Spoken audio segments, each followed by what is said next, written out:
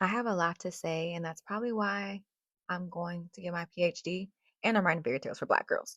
But 62 years ago today, segregation just ended. And my grandma who raised me, she was brought up in segregation. My big mama picked cotton.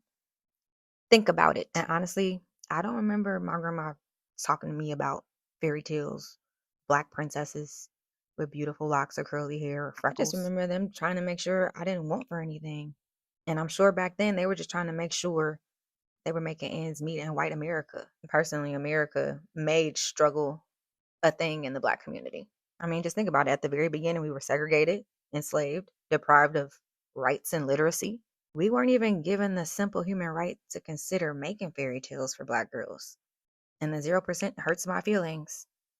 But at the same time, it's fueling me to be effective and making a change.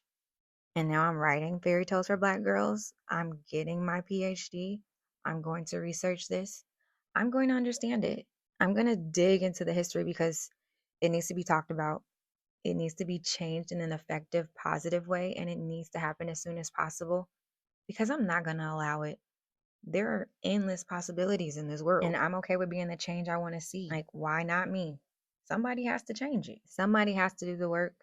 Somebody has to do the research too. Get the facts. But it's really true. Historically, Black girls are rarely the center. They 0%. Okay.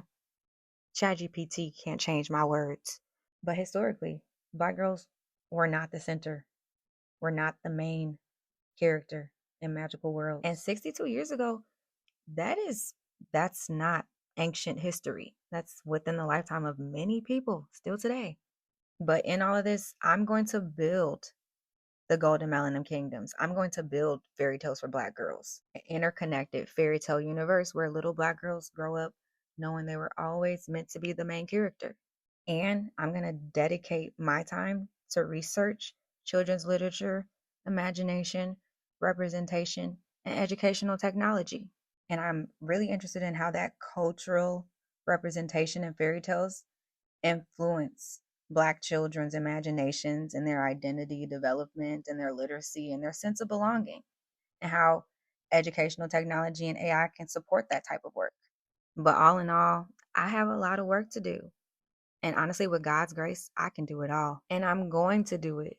I literally went from corporate to fairy tales for Black girls. And what he say?